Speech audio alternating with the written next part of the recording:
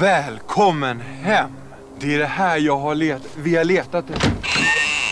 Verandan, sovrummet. Tänk dig ljudet av små barnfötter mot nyoljad ek. Va? Och köket. Husets hjärta. Jag kan känna aromerna från nykokta morötter. Vad tycker du?